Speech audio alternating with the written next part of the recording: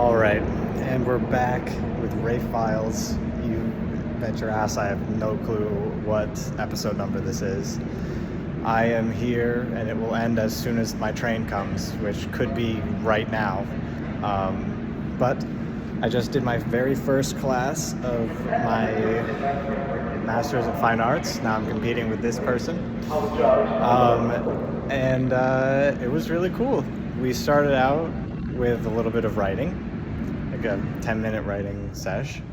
And then we talked a little bit about expectations and what it was going to look like. And then it was time to meet our partner, which just got randomly assigned for the whole semester. So that was cool. And my partner's really cool. I think she's very fun. And this is my train, so that's all you get. Hope you have a good time. Editorial of the week is follow your dreams. Go to school even if it scares you, because it'll make you better at the things that you love to do. So have a good one and enjoy this very short Ray Files. I'm back. And you thought that was all you were getting. No. Decided that I'm going to do one now. Another really short one after my second class. And I have 3 classes, so maybe I'll do another one tomorrow. So today, I did my opera class. Okay, so I'm just going to say it quick because it's kind of long and it's very funny. So I wanted to take an opera class, and so I looked at my school of public engagement, and there was a list that was for master students like myself. This list applied to people who wanted to take classes from other departments, and these were eligible undergraduate classes that I could take in this list. And I found in the list a few, like there were a few opera ones, but most of them were locked to opera majors only. So like undergrad classes that majors could only take. And then there was this one, which is like dissecting the text. It's like from text to score to gesture to stage, arias and opera. And I was like, cool, that's the one I'm gonna take. It'll be great, it'll be really cool. I'll probably be like somewhere in the middle, like I'll be with like some pretty talented people, undergrads, but like I'm generally around that level. So I show up today. Last night I get an email from the professor going, all right, make sure you have an aria ready to go tomorrow. Everyone will be singing. And I saw that and I was like, that's pretty unusual, because I don't know how many undergrads just have an aria ready to rip, but whatever, I'm just rolling with it. So I showed up today and I found out that it is a master's level course for the opera students. So these are people who are like auditioning professionally for opera roles.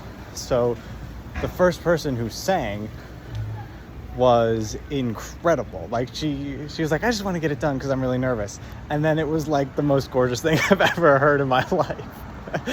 And I was like, I'm about to be outclassed here instantly. And even at the beginning, before that woman even sang, the professor was like, everyone introduce yourself and say what year you are. And people were like, oh yeah, I'm a second year master's. My name is whatever. And I was like, I'm a first year master's, but for writing. And she was like, oh yeah, we gotta talk. And she was like, and I was like, I have singing experience. And she was like, okay, we'll talk. I was like, okay. But so whatever. So then the second person goes, and it's a bass baritone. He's also amazing. And I'm like, oh my God. I'm just going to sing because, like, who cares? Like, if this class is not for me, it's not for me. But I'll just sing and see what happens. And so I sang an aria that I prepared my senior year of high school. My aria prepared my senior year of college. Okay, where? And it was a short one. Like, these people were doing like 3.5 minute long pieces, and I was like, Jesus. And they were like flawless. I mean, I'm sure they weren't, but like, I'm not at that level to know if it, like, I couldn't pick out the flaws, you know. So anyway, another cool thing is that the professor, there's two professors. One of them is like the accompanist for auditions at the Met, so he's a cool guy. And then the other one is also like an audition person, like a talent rep, I guess. I don't know exactly what her deal is, but she knows like everything there is to know about critiquing opera, it seems. But she's not a singer, so that was kind of cool.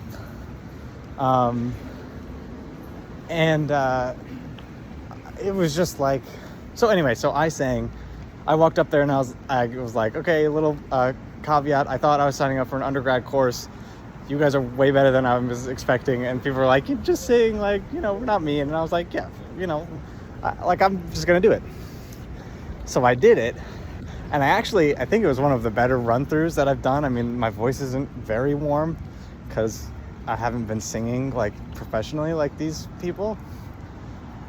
But, you know, I just did it.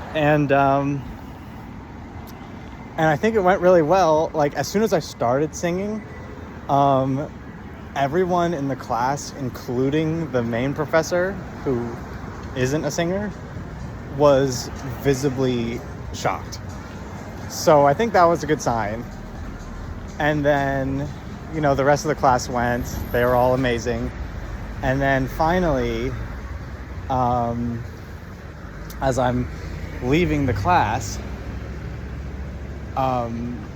she was like, talk to me after class. And so I'm going to talk with her. The first woman who sang was just like, I think you should stay. And I was like, oh, that's nice of you. And then I go up to the front, and then the main professor is like, I think you should stay. She's like, if you're not scared by these people, I don't remember what she said about my voice. I think she was like, you're good enough to be here. She's like, if you're not like spooked or turned off by the fact that these people are like insanely talented, then I think you should stay. And I think you as a writer has a decent amount to offer these students. And that's all I'll say. See you tomorrow. I apologize in advance for my sniffling, which will likely happen throughout the course of this video.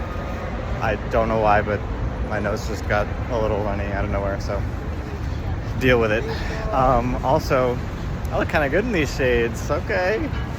All right, so I don't really remember where I left off. I was abruptly cut in the past two mini stories of what's going on in my life.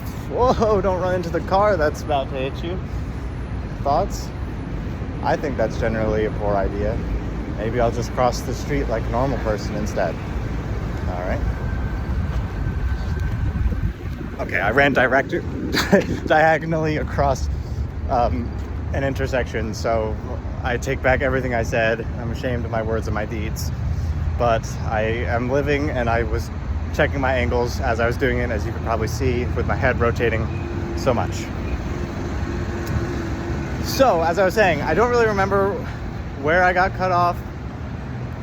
Basically, my first week is over of attending master's school. It was very cool. My least favorite class was my novel writing class, just because it's so daunting.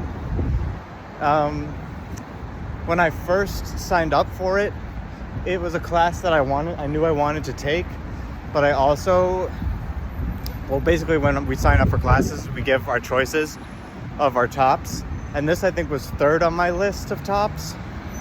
Top three? Or no, we only had top twos, and I put that as number 2. I wanted a short story writing class so that I could just work on myself first before I went into novel writing. But I was selected to go into the novel writing one, and here we are, you know? So that's what I'm doing. And it was just very was very nerve-wracking, and I have all of these doubts about myself as a writer. Of course I do, But one of the cool things is that, I made it here, which is sign enough that I can do it. I just have to trust the process, get down as much as I can, recognize when it's trash, but move on and finish it. And then I can be like, okay, that was terrible. I wanted to say this instead, and then I'll change it. But that's the process. So I'm trying to get myself into just accepting the process and just writing as much as I can. But that was my least favorite class, I think. My second class was the opera class, which I talked about for a little while, I thought. That one was really fun. I have been given the aria that I will be singing. And, first I will be learning the words to it. And it's an aria called Maramina I Catalio I Questo, which is an aria from Don Giovanni by Mozart. And it's sung by the bass servant of the Don.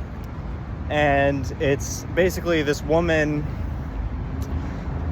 finds Don Giovanni and she's like, oh my God, I love you. Where'd you go? You scorned me, but I still love you. So let's, hang out some more.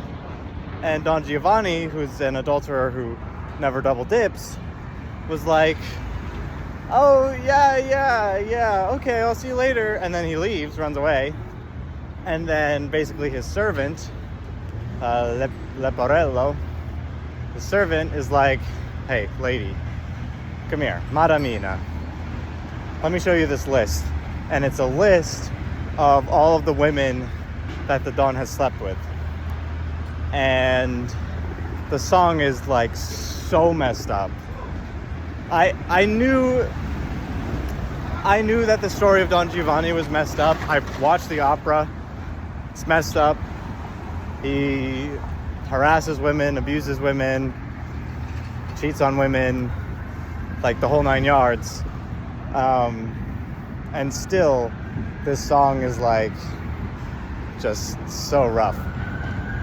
And it's anyway, so I translated it today, and I have to memorize the words for next week, or I'll do my best to do that. But anyway, so it's just crazy, but I'm excited for that class. And then on Wednesday, I had my second class, my lit class, which was the one that I was least looking forward to, but now might be my favorite class. I was nervous about it because I haven't taken a lit class since freshman fall of undergrad. And it was fine, but it was also easy because the professor was retiring and didn't care about anything anymore. He still cared about things, and I did learn a lot in that class, and I still think about it very often, and it was a great class. But I wasn't challenged as much as I could have been, which I'm also thankful for, but is the truth.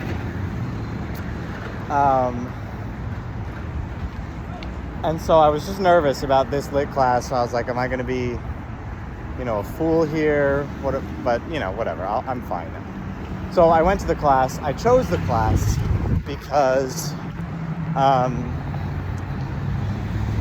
I had some meetings with a second year who graduated last year. And I had some meetings with her just to get a feel for some of the courses. And she was like, this professor, the one that I'm taking, she's like, I recommend you taking one of her classes. She loves experimental literature and just really unusual stuff, which I found personally is some of my favorite music, some of my favorite writing. A lot of my favorite pieces, short stories that I've read have been stream of consciousness or one sentence stories, or which kind of read like a stream of consciousness. But that's the sort of thing that I really like. And what's this behind me? Can't see them. So that's one of the things that I really like. And yeah, so anyway, the class just sounds exciting. It's going to be hard and easy. The hard part is that we have to read a book a week. The easy part is that the workload beyond that isn't much, really. The workload beyond that is like write a page copying their style or imitating, and then write like up to 3 paragraphs about the book. It's like questions, comments, things you noticed, that sort of thing. And then discuss. I mean, discussions are always hard for me because I'm just a soft-spoken person, but it's like a 2.5-hour class, so I think I'll be fine. But in general, oh yeah, so what I was going to say is this class actually might be I'm most excited for it, because while I was in the class, it was just so exciting to hear that we were going to be looking into a lot of experimental stuff. And it was so exciting that it gave me so many ideas for my novel that I hadn't really explored yet. For instance, like my novel is a fantasy novel, but I don't really want to use a magic system because I think magic systems are a little played out, and I'm not really into. And they're also gatekeepy, because some people are like, what the heck's going on with all of this magic? And some people just really don't like that, and I like it sometimes, but I also like not having it. So I decided early on, when I revisited last year, that my book would be set in a world where there isn't really magic, but there is like a higher diversity of wildlife and plants, more specifically, that people can use for more things than they can in our world. For instance, one character has been poisoned. He doesn't know that he's been poisoned, but he's poisoned with this plant that people use in the desert lands to help them walk better on desert lands, because it like makes their feet more sensitive to the shifting sands. But he's on a boat, so his feet are like hypersensitive to all of the waves' movements, and he's like been extremely seasick when he's been a sailor his whole life, and he's like, why am I seasick all of a sudden? So that's his little opening thing that he's figuring out. But because of this class, my lit class, I've suddenly had all these ideas that's like, what if every time a character ingests a psychoactive drug, like, because obviously more people are going to be more addicted to psychoactive drugs or addictive sorts of drugs because there'll be more of them, and presumably there's more that have less harmful effects than they do in our world. Like in our world, the psychoactive drugs that have like the least amount of effect are like marijuana and tobacco, and we all know that tobacco really has some pretty negative side effects, but it's kind of one of the best. That's why it's still legal, and that's why it was legal for so many hundreds of years. And marijuana is kind of in the same sort of deal right now, where it's so accepted now that like people think that it's fine, but also it hasn't really been around that long legally, that all of the ramifications of abusing it really, not that that's necessarily a bad thing, but I have many friends who abuse marijuana, and it is what it is.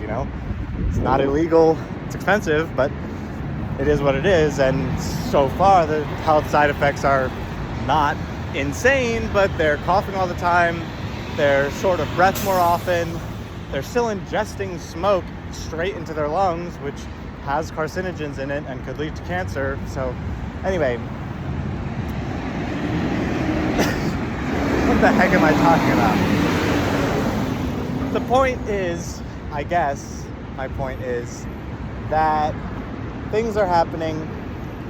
I'm excited about my book, and I'm excited to kind of fly off the rocker when I have characters ingesting psychoactive drugs or being drugged with psychoactive things, or just I'm excited to explore different avenues of literature as I explore different avenues of ingested wildlife and plants. So that's what I'm saying. That's why my lit class is exciting, and that's why I'm excited to take my lit class and explore my own writing. And yeah, I'll catch you on the flip side, Riptide. Adieu.